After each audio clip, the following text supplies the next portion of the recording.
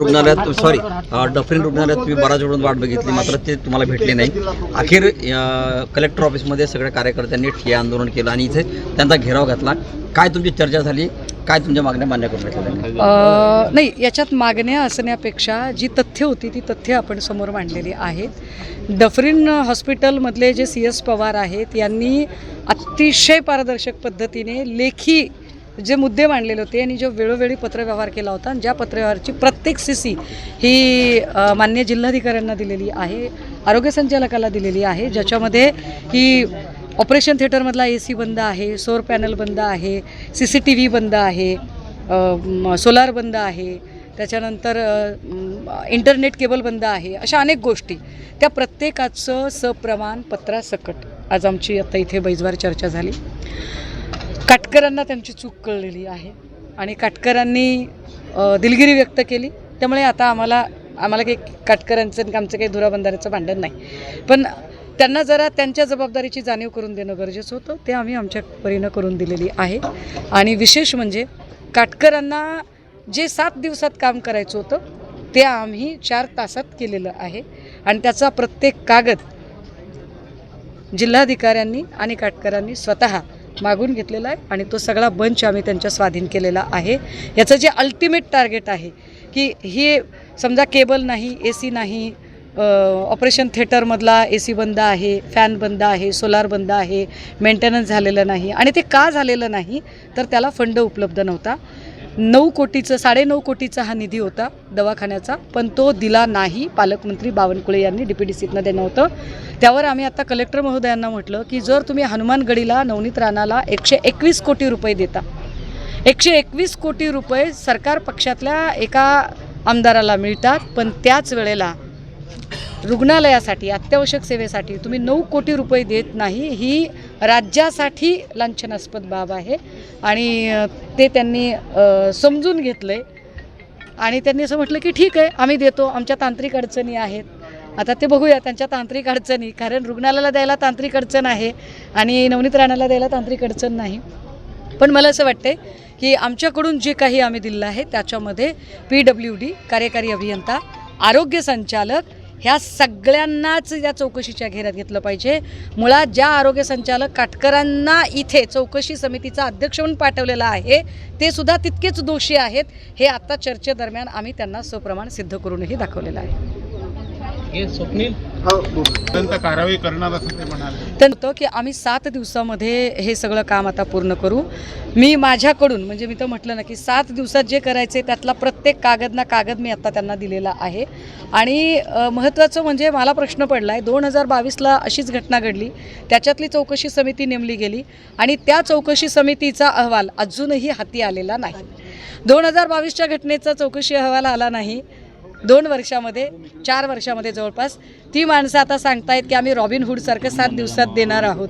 तर ठीक आहे, आपण वाट बघूया 7 दिवसात ते देणार आहेत म्हणून. ताई, भोंदू खरातच्या प्रकरणामध्ये रुपाली चाकणकरांचं नाव आलं होतं, त्यावेळेस तुम्ही प्रचंड टीका देखील विवाद झाले. आता पुण्यामध्ये जर आपण पाहिलं तर रुपाली चाकणकरांनी नवीन हॉटेल सुरू केलेलं, तुम्ही आज ट्विट देखील केलेलं आहे, कसं पाहताय? बघा, कुणी कुठला व्यवसाय करावं, according to Indian constitution chapter 3 article 19 everyone has a right. प्रत्येकाला आपली ब्रेड बटर मिळवण्याचा अधिकार आहे, रोजीरोटी करण्याचा अधिकार आहे. कुणी कुठला व्यवसाय निवडावा याला काही कुणाचं बंधन असायचं कारण नाही, अगदी पब बारसुद्धा. फक्त नैतिक प्रश्न एवढाच आहे की ज्या बाईला महिला आयोगाची अध्यक्ष म्हणून बसवावं, जर त्याचं नाव, जर त्या बारची मालकीन, आता मला माहीत नाही ती बारची मालकीन आहे की नाही ते, पण तीच बाई जर बारची मालकीन म्हणून जर नाव बातम्यांमध्ये येत असेल तर हे मात्र गंभीर आहे. कारण अशा पद्धतीने महिला आयोग म्हणजे सक्षमीकरण करणारा, म्हणजे आधी महिला लैंगिक शोषणात नाव आलेलं होतं आणि आता पब बार म्हणजे सगळी तरुणाई व्यसनाधीन करण्याचा धंदा. तर हे विधी म्हणजे ज्याला काय म्हणतात की इथिकली जी बाब आहे, नैतिक अनैतिक, ते त्यांनी करायचं का नाही ते ठरवावं. बाकी बाईंकडे नैतिक अनैतिक काही असायचं कारणच नाही. काही नागपूर RTOमध्ये वसुलीचं रॅकेट सुरू करण्यासंबंधाची बैठक जी आहे ते झालेली आहे. या बैठकीचे फोटो सुद्धा कळताय. या प्रकरणात SIT दाखल असताना अशा पद्धतीची बैठक होणं कसं? याच्यातले जे योगेश खैरनार आहेत ते माझ्या माहितीप्रमाणे सेवानिवृत्त, मात्र ते एक RTOची असोसिएशन चालवत होते आणि त्या असोसिएशनमध्ये अजून एक कोणीतरी दुसरा एक माणूस होता, त्याचं नाव वडेट्टीवारांनी ऑन फ्लोअर घेतलेलं होतं आणि त्या संबंधाने परिवहन मंत्री प्रताप सरनाईक यांनी सांगितलं होतं की आम्ही तात्काळ याची SIT बसवू. आता ती SIT बसवू म्हटल्यानंतर सुद्धा जर वसुली रॅकेटच्या अशा बेखौफ पद्धतीने जर बैठका चालत असतील तर मंत्री नावाच्या खुर्चीवर बसलेली जी माणसं आहेत ती नेमकं काय करतात शोधलं पाहिजे एकदम. 2022मध्ये ज्या व्हेंटिलेटरचा स्फोट झाला होता तेच व्हेंटिलेटर परत त्यांनी 25मध्ये पण बसवलेले आहे. आपण त्याच्यावरही त्यांच्याशी बोललो की 2022मध्ये जे व्हेंटिलेटरचा स्फोट झाला होता आणि त्यातलं एक व्हेंटिलेटर जे सुरक्षित होतं ते तुम्ही आत्ता बसवलं आणि नवीन पुन्हा एकदा हाफकिन इन्स्टिट्यूटकडे तुम्ही मागणी केल्यानंतर आलं, परंतु ते शिल्लरचंच आलं. पण अडचण अशी आहे की शिल्लर कंपनीच्याच व्हेंटिलेटरचा आधीसुद्धा स्फोट झाला होता. आता परत तुम्ही शिल्लर बसवलेलं आहे. शिल्लर जवळपास 1900 रुग्णालयात 10,000 इतके व्हेंटिलेटर्स दिलेले आहेत आणि ही बाब गंभीर आहे. तर अशी काय अडचण आहे? म्हणजे हाफकिनला कोण सजेस्ट करतं की शिल्लर कंपनीचं खरेदी केलं पाहिजे? एजन्सी कोणाची आहे? कोण त्याचा सप्लायर आहे? आणि त्या सप्लायरचा आणि नागपूरवाल्यांचा काही संबंध आहे का? कारण बरेचसे टेंडर सप्लायर ह्या गोष्टी नागपूरशी संबंधित पुन्हा पुन्हा येतात. अगदी परीक्षा पद्धतीमध्ये सुद्धा आपण जे आत्ता पेपर लीक वगैरे त्याच्यावर चर्चा करतोय तर खूप साऱ्या परीक्षा पद्धतीचे जे टेंडर आहेत विशेषतः MCQR पद्धतीने होणाऱ्या परीक्षांचे तर ते पुन्हा नागपूरशी संबंधित येत आहे. नाही सकाळीही बोलले बघा मी असेल किंवा राष्ट्रवादीचे नेते आमदार रोहित पवार असतील आम्ही दोघांनीही फूड अँड ड्रग्ज इन्स्पेक्टरच्या ज्या परीक्षा 22 मार्चला होणार होत्या परंतु 20 मार्चला त्याचा पेपर फुटला होता.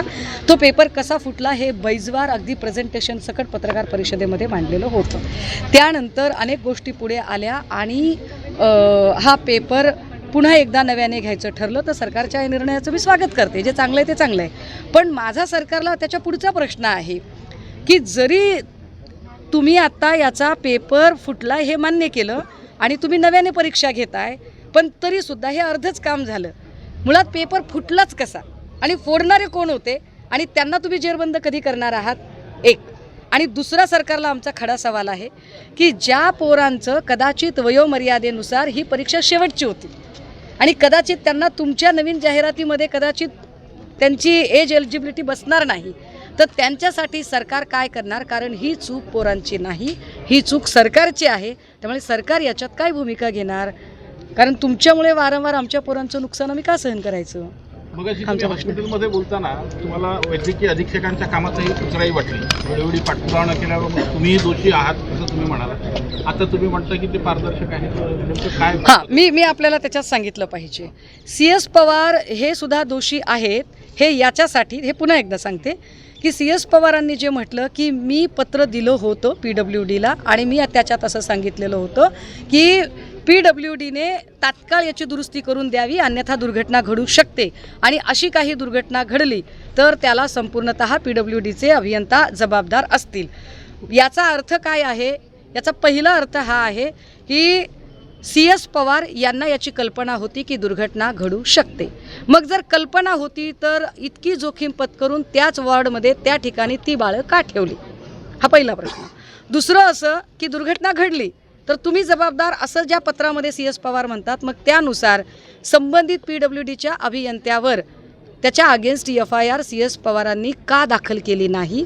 आणि हाच प्रश्न आत्ता आम्ही कलेक्टर आणि काटकर या दोघांना विचारला.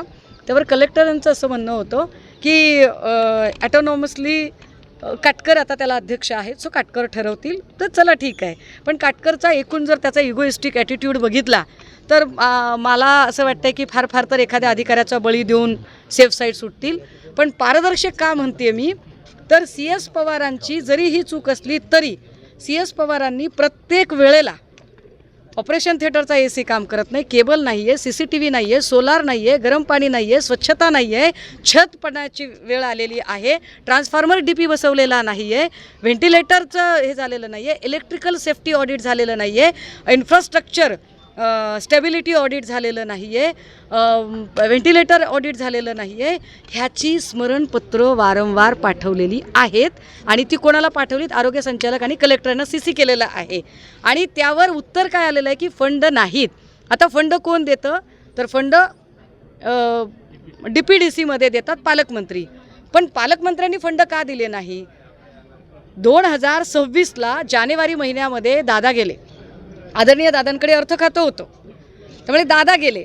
पण आता असं नाही आहे ना की दादा गेले आणि अर्थ खात्याचा पोर्टफोलिओ कोणाकडेच गेला नाही म्हणजे कुठले अमाऊंट डिस्बर्स झाल्या नाहीत, असं नाही आहे. तुम्ही काही अमाऊंट दिलेत लोकांना. नवनीत राणाला 121 कोटी कशासाठी दिले तुम्ही? इथल्या पोलिसांनी खोटा अहवाल का दिला की हनुमानगडीला 1 लाख लोक रोज जात होते म्हणून? तो कोण अधिकारी आहे तो शोधून काढेन मी. ज्या पोलीस अधिकाऱ्याने 1 लाखाचं रिपोर्टिंग केलेलं आहे त्याला किती लाख मिळाले ते पण मी शोधून काढेन, सोडणार नाही कोणालाच. कारण तुम्ही लहान लहान लेकरांच्या जीवाशी खेळलेले आहात. आणि एक तर अर्थ खातं आत्ता सगळं नियंत्रण आहे ते मुख्यमंत्र्यांचं आहे, पैसे का दिले नाही? माझं कलेक्टरांना पण तेच प्रश्न होता. ते म्हणाले फंडची कमी नाही. हो बाबा, फंडची कमी नाही, पैसे चिक्कार आहे तुमच्याकडे, पण चावी बावनकुळेच्या कमरेला आहे आणि ती चावी कपाटाला फक्त आणि फक्त नवनीत राणाला जर देण्यासाठी जर लागत असेल तर हे वाईट आहे. तुम्ही आवक जावक रजिस्ट्री पाहा आणि त्याच्यामध्ये तुम्हाला आवक जावक रजिस्टरमधली जी अफरातफर आहे किंवा एकूण पत्रांमधले जावक नंबर आणि रजिस्टरमधले जावक नंबर याच्यामधली जी खाडाखोड आहे याच्यावर सुद्धा माझी माननीय जिल्हाधिकारी आणि काटकर यांच्याशी चर्चा झाली आणि त्यांच्या लक्षात तो मुद्दा मी आणून दिलेला आहे.